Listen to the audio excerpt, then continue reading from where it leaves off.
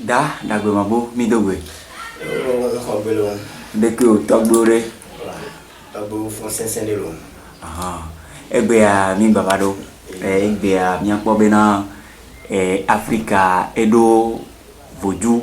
vode zan. Vo egbe a mi la pomposo ko yona be sakpatenji. No glombe sakpateare. Nke ni sakpate. Eyon après monsieur le journaliste Vodou Sabata déconne de béni Vodou de béni et plona ahwe ekpona ahweji le tema oji vovo amesia me ejokle ebe tema vovo oji ne amede o le fifi keye Vodou Sabata pomede pepe memule keye Vodou Sabata edenle eye Vodou Sabata dagbe eye lesi ekplona dagbe vana pomeme famille me eye nebe onyamede ne ojole pomede me famille de me ne Vodou Sabata ne oyibo kono bo alo oyinu otogbo ne bokono ai kafano ene o glombe Vodou Sabata deji ozonva agbeme keke ome bo anyabe dagbe bi modie we a olewa Vodou Sabata muindi eye be ona nu bleble eva blina la mentia a Vodou Sabata blina la mentio Vodou Sabata akwebe jalana do elena etuko nuke mile blebe Vodou Sabata dagbe kesino benu be jole ndudu opo bliwa ke mi dona agblenu kuwa o ke mi dona ayi gbaji beno ke gbokwe vanyon eye milidu alo mi va epo o mi la po bli fifi o la me bli alo la dabli o la du bli wan de ka eme mi so le po akume de dule nuke de na ne benu o ayi gba keji mi le a eye mi yona bi Vodou Sabata mu Vodou Sabata mu ya fide pebele eye o la ba ya fide la ba isubo bi na de on va appeler Vodou Sabata gbova homea awo onana Vodou Sabata onana mede o la ke no Vodou Sabata ke ye dagbe o ya mede dagbe mu de chiteleji o gbede o dagbe mu no na tele nchi wa nembe Vodou Sabata nembe odo lolo alo nya ebe ko ole nyebe ko wa nkano jibe Vodou Sabata enana dagbe nyona eyi be henada meji si edeka Vodou Sabata wa deka ne amedibo ntonto la glebe bodu ame so kadu ame ntonto le kenebe amede so bone dono eye o la tome koko aji nebe Vodou Sabata o nya be ko nya o mu dudu so amede po o mu obada o mu no amebe ku me po ne ame aku nebe ame chiteleke ne be dobo no patali ke Vodou Sabata ne elebe ne olebe alo ajin tontole ke a la po be Vodou Sabata e khona boki amewa dua e la kho la po e zena le ame abinchi o blona be dolele de bi nwa fo amu dolele po bi na Vodou Sabata ame o blona Vodou Sabata be le senwa ame ke nya be ko a e po e la vate vata nene bi edo ano Vodou Sabata mo ke jibele a esugbo Dada mabu ogbonbe Vodou Sabata nyona be hena bana me vo anene ke mi gba se no ogbonbe Vodou Sabata ewuna me go kame Vodou Sabata la te wu ame ko ke me Vodou Sabata la te wu ame le a eye imbena okele badapo we ya wona badapo we o china te wona ke imbena o blebe na le ame ya le ke ya tepe ke bele le dome e dole me bele e vile du ne so le du ne ele po ebe pome o di voa we ya o chite po a de po we ya o ble dona me wa de po chite po a o va ibu pata me wa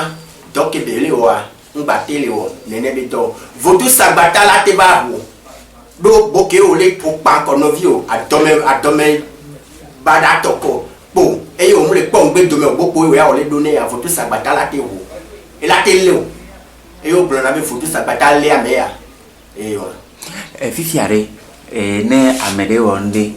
do amede ale de amela te davo du sakpate do amea sibere ko blanc be o do voju do amea ola te do sakpate do amea be la ble no so amea ola do photo sakpata do parce que nous kenchi ola te do amea si be par exemple fifia mi blanc abena nous tata et mi china te mi tara no po o se me la me de o china te po tana no ke ye o mu le jojo aji o e yo tanu bena le nu ya le kia ne nye po so nu ya le kia lo nye po o nu ya le kia na me ya le kia nta futu sagbata ke 10,000 le ayi nta no o se me a o la te le o ke o mu le jojo nu ya ji o yue bena nu ya le kia ne nye po o lo nu ya le kia ye mu o o le so nya do ye nchi bena le nu ya le kia ye we a nta futu sagbata ke 10,000 le a futu sagbata et la télé fadio et la télé parce que mi pona bien et be de fifia futu sagbata di dan mi yona me futu de be et dan futu dan et chan dagbe bi wona futu dan dagbe ke le asia egba lolo so futu sagbata to parce que dan aya yone pona nebe o be dan ame ya kan ke jibe zova e dan yo de jibe zova o la kwa mele o le fifie o le jaba e kafa o la be vai nan dudu allo fodu dan le po memeno o se nene be dan ko be po o se nene be dan ko kwa nene be dan fai trona vai po fodu dan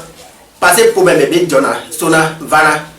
ke o jole demare ji po la nyambe na da kota ke me jole vrai ke no e jole demake ji e jole ya o la nyambe na de nous c'est les à quoi donc avec godo et les porcs à quoi kekeji les porcs mais si à midi on a le pas bien les amener les filles ya da bébé moi on est et belle da bébé modi les voilà les majijio on la c'est bien ne ba mais et nous top blé nous kaina ne be noir les blé o tite o ifatobo o ibokono bo allo minu pola obo o va et au pont no benade a nous yale ke le joro jiwa fodu yale ke o laba ile lo fodu yale ke le na eye ape nyona o ele di diva yembe domaine ne gan e be nya no se dan be nko achite ndudu ke le mate na dan wa lo nu ke mate wo eye kesino ebe kesino nu ke le si be le na o sa parce ele na o sans voir o mle nyene o ele na o sans o mle nyene o donc à garder mes poids nebe nous qui m'a battu alors à m'aider va son coup bien des son doit ba meno poids on va y tourner les nebe foutouaji la te plein son tio et OK nya m'aider et au pas bien à meya et il va les y walo a onya ti garder au like au li non mais voilà fifia on va tomber de mai OK les ingbe de mai mano nya bien ngbe de mai le yo a me la tourner bien de ah nous y aller kia nous quel job nous balé marché au dé ke ya medical to no ne ya me vele to no ne ya o ntocha o le yon we wa atite mi blare mau chochile maule e nya keke mi nya bi na mawe wo nu sia nu la imba ya di o se ba vale jiwa abatro jidoko no mu jidoko wa o la no ron fike haoti alo mu ke haoti le wo eye dagbere to le mene vo okudo epo e ona ne be doa oku ikwele otorika sare wa ko khona ekpo echa khona de ole cha o ya ola no nkone ola no kho ape sare so amekele gomeno wa vo ga o to ke ole ho a o musole wonde pe o nukele na nene o amekele ngbe domeno wa e ho ebe bieleka esora bieleka binu to wa no ho epo a o nu bada ola no kendo meno nukele na bili nene o a chite do ko nti nukele na yan kam to na klasi menamo nuke na ne mla izame awon dodo mu ina toyo ne o se ne be fudu de be nko a la nya be na de a o ke dagbe yin a fike bele ya ewa o la te chite do ne be fudu anti leke ma jere dodo leke o la wodo e yo la so e bia fodote la jira o nta do me do kwa nkan do jibe na de o nto kenya me de e o droite o san be na ya me ya kengbe o vale yingbe do me a o la batro va si pe oji o la na indo ape asipe waji voto dans les cas les apadia o la po yon do le aussi odo o abe age ke o la te no asukwe o la te no nsu de be propreté voir egbe fifia o ma po benare ao nene be nyonua ele nsude gbo nuke na nene be noa parce que dans vodun mami wata e de ka e gbagble nanu le amenchi mami wata de ka wa e gba hena dagbe vana e de ka gbagble nanu la menchi o ke nyonu si eye o le ku okuna dren o pona be na de ao ye ku donsu yele nai fo o va jivo au fond on pense de pe la hata meno eye o jivo au fond on pense de pe vodou dans mami wata be nu ona yiwa e la tena que ye okudo son le ke ne mami ale nchi wa la tena okudo son le ke mila nai la ba mele ke ya e la gros parce que ga ke me mami wata eva e son aye oyi ke be va o mu we be kono ke be va boa e la tena okudo son mimlanya o malo ne bila kasi nchi o parce dans ele tukaraba pour me ame oyi son ye yi kaka ngboba mimlanya makasi nchi wa ogbe ya nuke na bi nene o ao fotu dans dele de funo yo e wona ne nsucha ke ye nsu o ke nsu o la pro nyon da sile ke la no bole komea e gro ne o po nyon de ne o do ha ku ye gbiso a o ku ye mi kakana kakane milate na ine pere ka voile ke nyon wala le ke la no bo alo o ke nsu la le ke la no nyon agbo e la gro dan benu wona mami wata benu wona e nana e o nsu mate po nyon le ke be la de la no igbo e la ne o to o idome no bova e la kusina o la no la dano la dua e glona o ke le sin ye dada gbe mabu be nko a nu pola gongo me be nu pola e nyamu nu pola e ye mu e ye be na no ale wo duta olia togo be ayin baji olia bene ba ayin baji olia fike ole e ye o ke le si ape nko ye le kia li achegunga le savoir o ke le si nko ye le kia le be no ale tu ok isukru amesi amenya mere de ameya isukru enya oma enya be do e mérité be dollar au voir o ron kaka la pot dollar o eglo o le ko amesi ame voir o ya o va déposer dossier la fiche pupia o mo kona o nu kay na ne be no ale jolo ji o a chité apo kanen dada gumabu les 90 93 68 12 alors 99 42 70 45 jikwa nkano jibina o la kedo nye dada gumabunchi le achegunga le savoir okele eye onyame eya jo de wona lo mu osana eye o va na ikaka ko leke kwa nu sasa ngbalezon nu kene nu sasa ngbalezon okay o regaya me sa me nyame na de ameya kensi no to be nya lo gato be egbe fifia over le gbe ya o ame wa eva 0 nu kenchi o la va 0 o rega so dade ki aga we na le gameno nu kena ne be nu ale joro ji o e yo na ipo no vie ngba na ipo nu ke o de na gale gamena me a e ye nya to tavito nu ke de na gale gamena me e ye o ke o so gada de ki alo san kaka san dole ki a o chite o la rega poa nu ke o sa o to nya be le sanu o sanu ya o le ke voa gaya le ke so sana gale chite kwetro me a gaya le ke rena o chite o rega poa Tosho boyo so nkume boyo le chuchu nuke le na ne be no le joroji o aze jenko wa aze gbonne jenko le kia e kaka na me be agban kikenwe o ke le se nko ye le kene be azia ko le defuno o ron kaka e be glo nuke yan zia o ayo e be nkone eye bila e se be nko ma gbagogo gbede o onye wa onye ka o onye ma gbagogo gbede o ke le yo ya o chivipo a no ikoji ne fue la si o do ya kaka na kwetira masi de ke e o TV e tosho ko e o ho de ko to adasi chuchu boba home nu ke na ne be nu ale joroji o na ze pan ko wa e je nko wa nu o keke am tesu na me basi me o ke fofune fo o chinu veji nu to ne be fu ade ko be blena nu ke na ne be nu ale joroji o no vie e o le si nko ye o banan yo a o banan po va le achegunga le savoir no va le savoir mon poids là pour connaître dada gumabu les 90 12 25 43 alors yento dada gumabu adi et au lidia pour pourquoi là pour kanam les 90 93 68 12 alors 99 42 70 45 dit là kelo yen dada gumabu ntile achegunga le savoir OK les et dolele et au dado la meno et nous allons dissaler la meno chakato dao nous allons dissaler la meno au ron kaka bi glo nous kena ne be nous allons dissaler la meno kaka le penane ya et on te laisser ne pe gomo o disato afisi afi bi glo ma yo ape clan o ma bio kotoko de ka bi andre ma yo ape clan nous a que les jolo jiware fike nene benoa eso le wo merci melo allo on to e so ma o me va ma yo ape clan ma po no ke le jolo jiwa ma po ma na yo lanya ona ke le ke milate de nene benoa lo o mla izame o mu dana ro o dan ne 2 heures de temps de bois et va au jivo au fond la on me nous ke na nene benoa le jolo jiwo no vie assez gongon les plodo a nene benoa keke on souri au rond la dofu kaka de glo di sa to afisi afi de glo nous ke na nene benoa le jolo jiwo chago wana gelo ni tada do mabuji